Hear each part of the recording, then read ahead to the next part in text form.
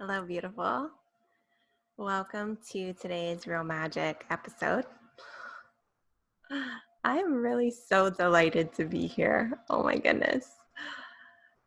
I was just sort of feeling in. So much energy has been moving through me the past week. And just as I was like arriving here, because I felt the nudge to hop on and talk with you. And at the same time, I'm like, what am I even talking about? And where is this going to go? And I was just taking a few breaths arriving here, and I just feel so much gratitude and appreciation and deep, deep love for the life flow and the energy that is moving through me right now. I'm so, so grateful. Last week, I was feeling super frustrated and um, I was feeling the collective, and I was feeling like this resistance, this resistance that has been in the collective energy around moving forward, and also um, the way that we're moving forward, right? And so, with this pandemic, there's a lot of things that are going on and unraveling, and it's a lot.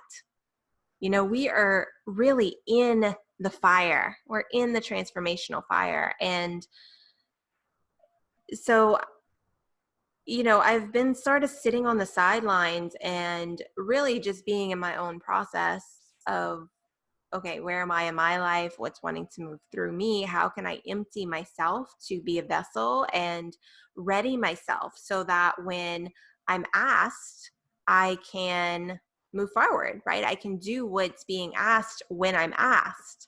So I've been in this space of just deep listening and preparation. And yeah, last week, I felt this frustration and this anger, and it was triggered by my boyfriend, who I'm really so grateful for him. I acknowledge that sometimes I talk about him, and I probably talk about him in a shadowy way, but I'm really so grateful for the way that he challenges me, the way that he brings me forward in my process. And he doesn't even do it, consciously, but he does it by just being himself. And I feel like we're all moving deeper into our capacity of that, right? Of expanding into ourselves to a point where we're just being ourselves. We're not tracking or managing or trying to do a thing or trying to manage other people's reaction to us or manage our own reaction of how we feel about how other people are showing up, right? This is the place I feel myself moving into. And I feel us all being called there as collective, as a collective. And it's tricky, it's tricky to manage this type of um, allowance of not making something right or wrong or good or bad or beautiful or ugly, right? And really just being in the messiness of all of it, literally being in the ashes of the transformation, right? So every time I look at my pictures that we did in the beginning of March, that's what I think of. Like, we're literally in the ashes. I had ashes on my hands, on my feet, on my dress. Like, we are in the ashes right now. It is messy. And so, yeah, so there was a lot of stuff coming up. And I gave myself a lot of grace and space to be in it and let it be clumsy, because I was kind of rigid with James and sharp. And um, I knew that I needed some space. I needed some space. And what I really was deeply desiring was just to pray. I wanted to drop into prayer and just put my forehead to the floor and pray and empty myself and let spirit speak to me and move through me. And I did.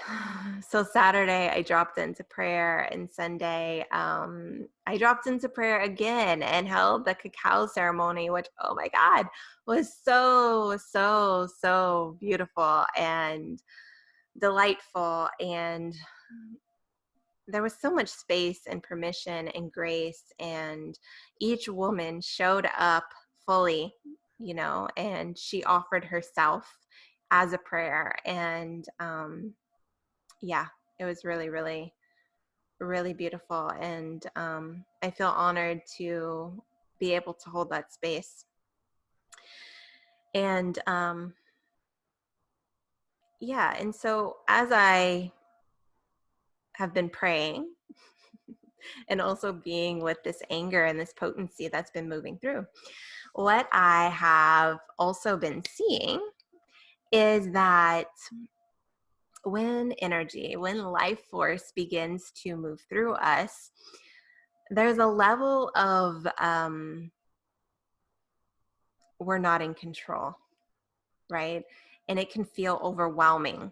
So life force can show up in multiple ways. It can show up as our emotions, and sometimes, like, literally, we get to a place where we're not in control of our emotions anymore, right? And that can feel really scary, especially when we're really used to managing our emotions and trying to keep them in a box or keep them contained, because we're afraid of what will happen around us if we go into the feeling or into the intensity of what we are feeling, right? And so I've been expanding this capacity over the past few years, I would say really the past 10 years.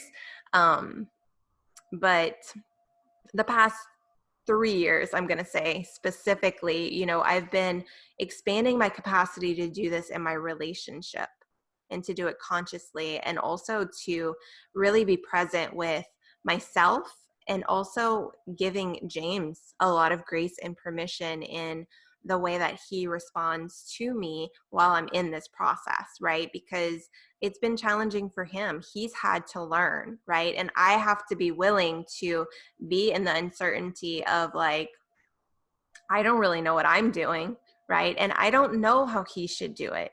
I don't know what's right or wrong for him. And so, yeah, there's this navigating that. And, I feel like we're at a bigger level of this right now, of navigating this space of permission for us to enter into our feelings. And, when this type of transformation happens on a big level, there's a lot of feelings. When you begin to see through the illusion of what's happening, and you begin to see the system that you've been in, and you're like, wait, it's controlling me, and I don't know if I want to be controlled, right?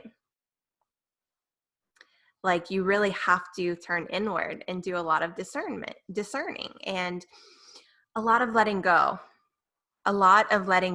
Right? So how we do one thing, we do all things. And our external world is a representation of our internal world. And so, what I see, this patriarchal external world that is sort of cracking, right? We're starting to see through the illusion of it. If we turn inward, a lot of us have that same structure in our system, where we have learned to compartmentalize ourselves, or manage our emotions, or manage the way that we respond to people, or try to be nice and manage our responses to how they respond to us. There's all of this control, right? And so we cannot control the external, but what we can do is we can turn towards our internal, and we can begin to unravel these places within us where we have been the patriarchy.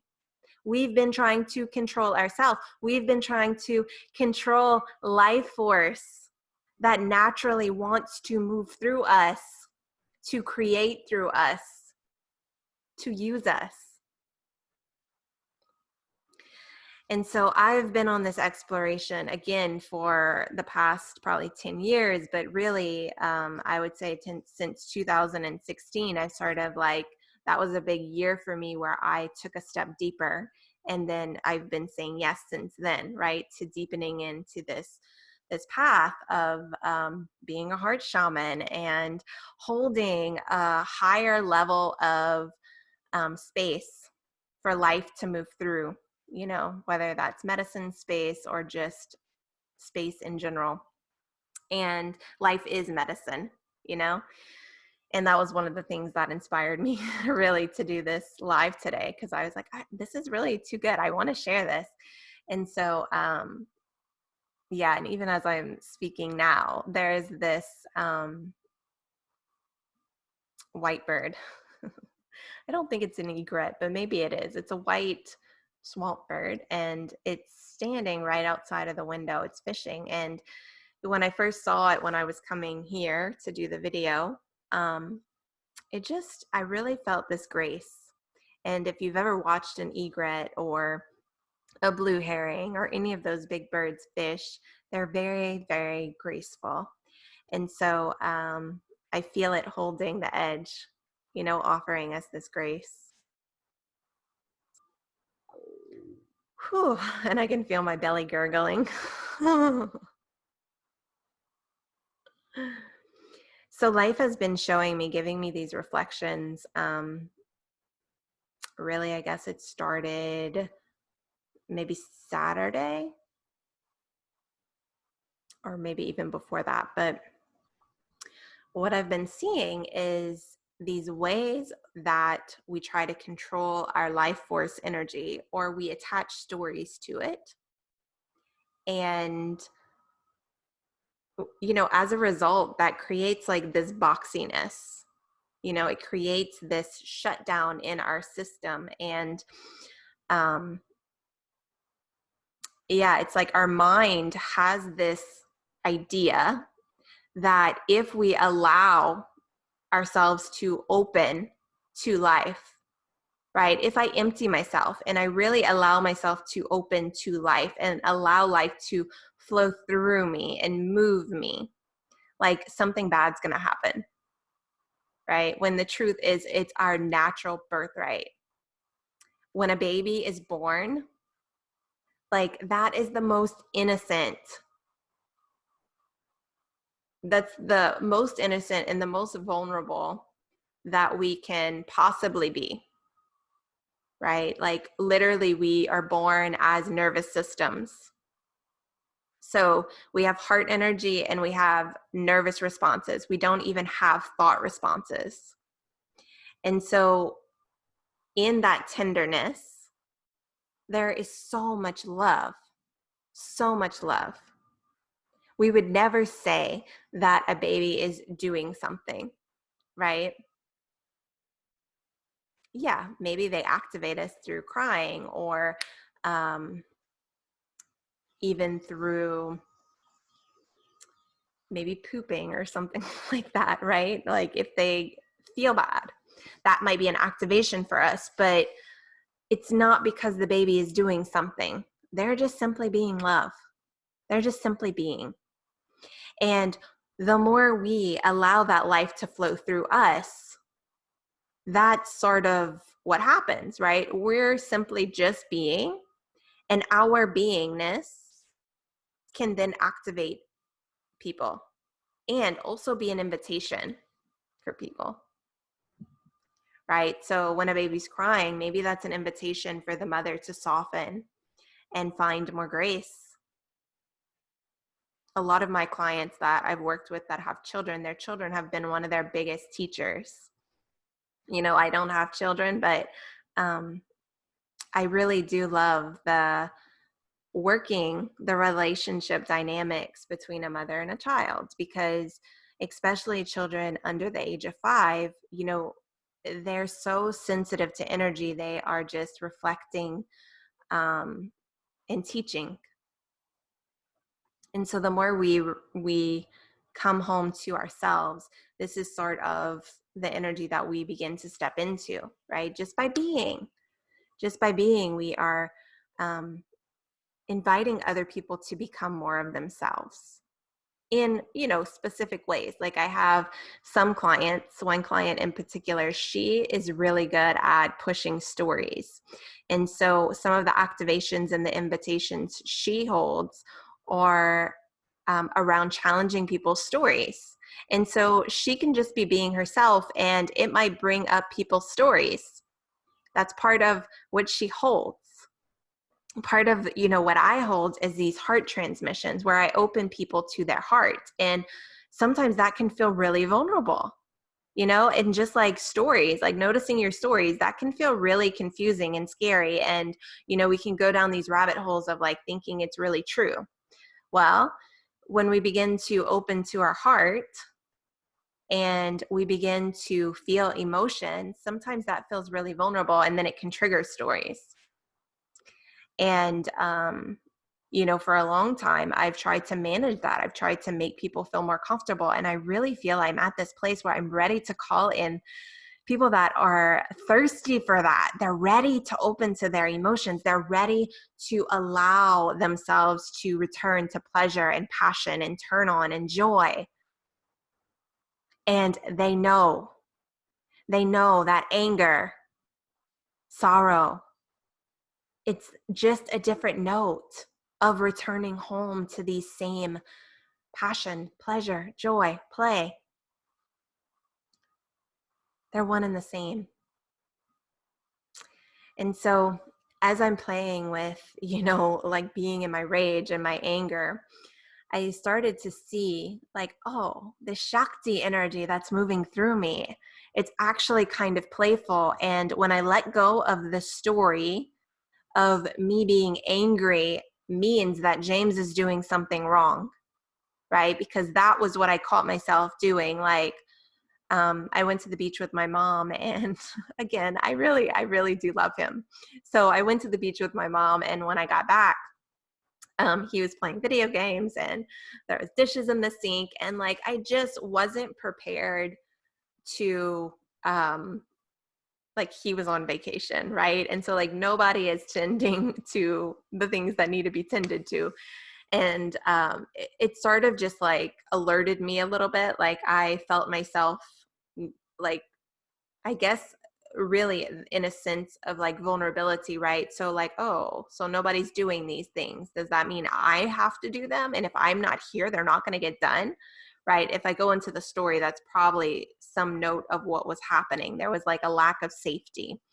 And so when I started to feel the anger start to bubble up, because at first it was just this lack of safety, right? Like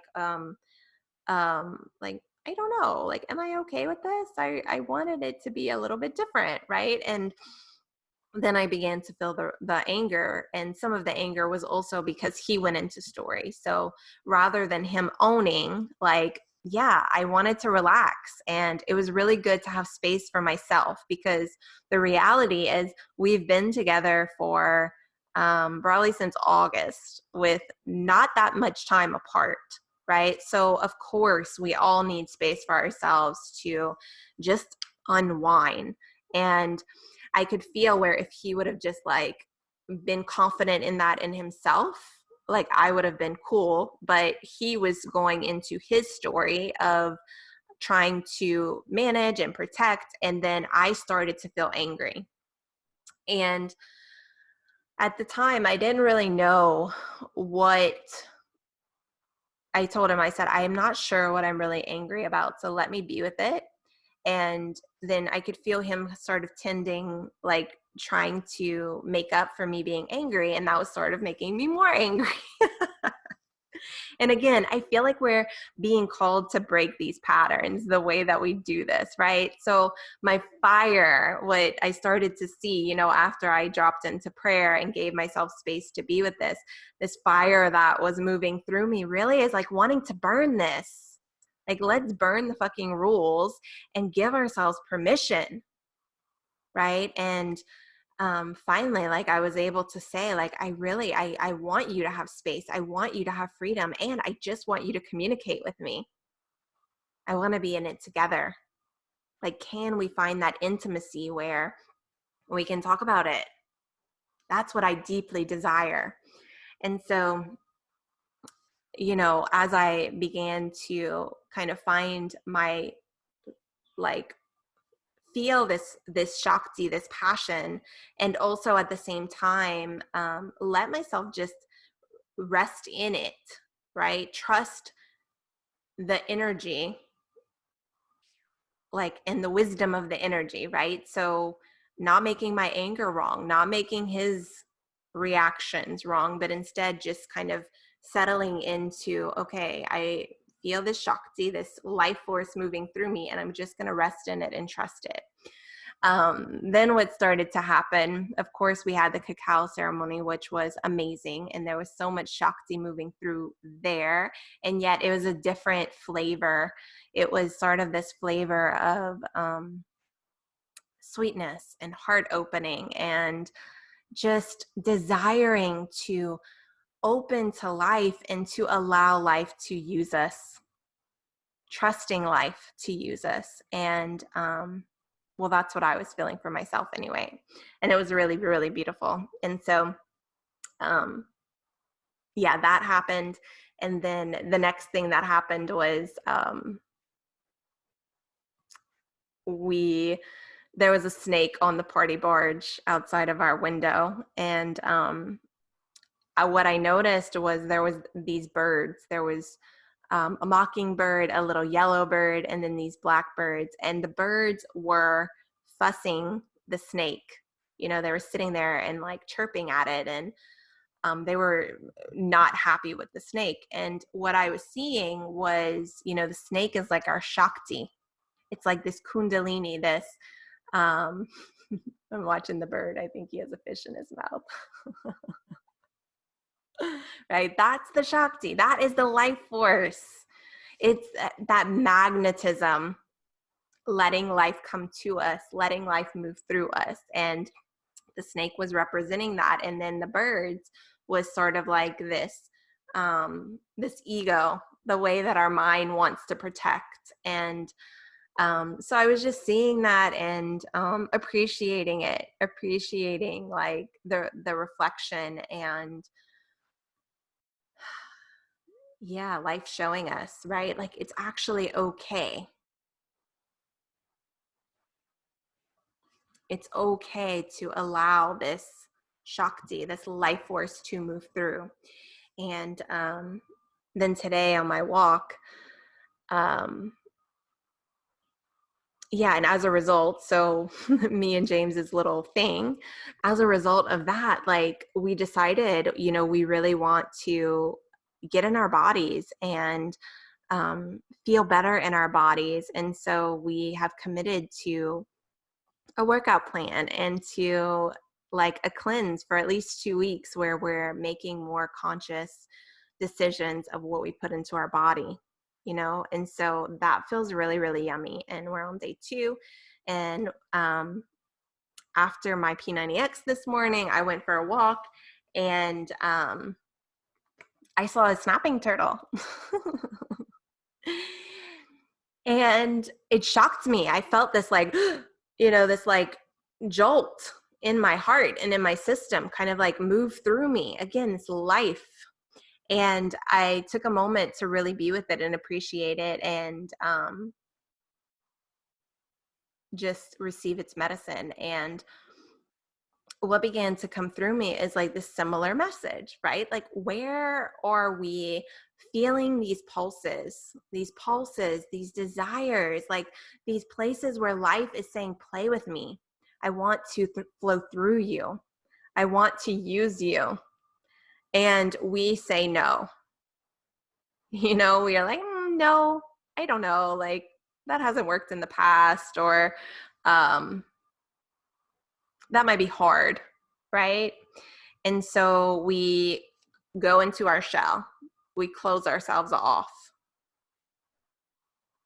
What I felt with the snapping turtle is like it was just there. It wasn't afraid.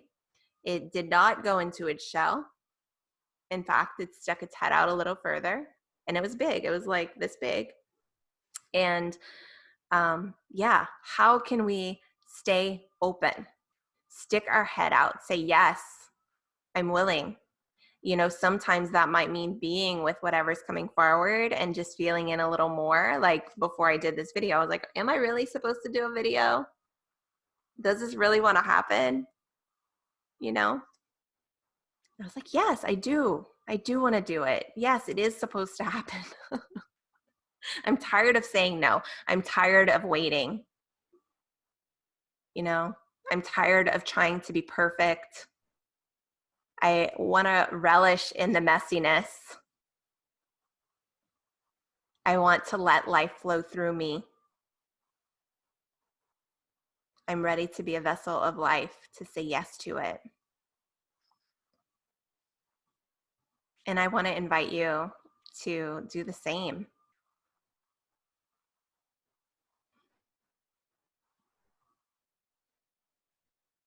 Where is life desiring to play with you,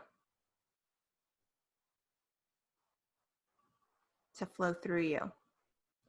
And what I want to say too, sometimes clearing. So when we are being asked to clear, to release, to let go, to let the collective move through us, to transmute the collective energy, that is playing with life. That is also being a vessel. There is no better or worse or right or wrong or good or bad. Both are needed and both are part of life. Yes to all of it.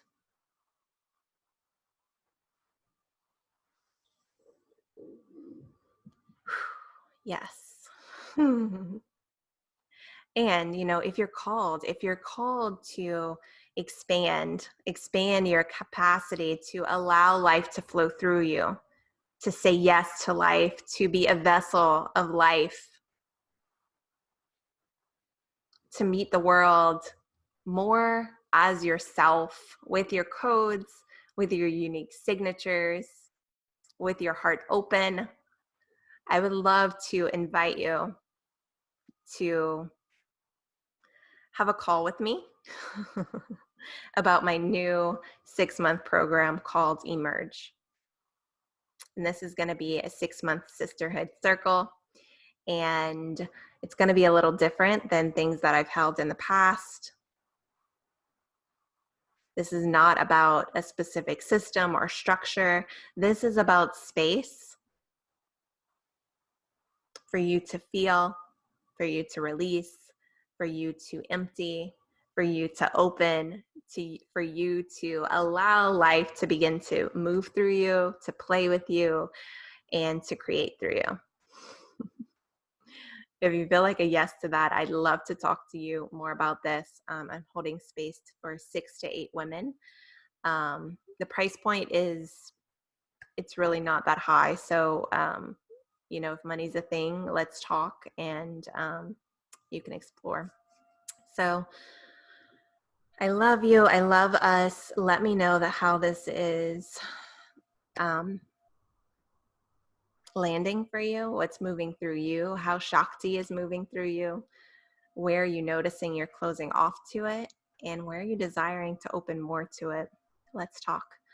If you're not already in the Rise Together community, I invite you to come join us there. And you can also always just hit reply on an email and let me know what's moving through you. I love you. Thanks for listening.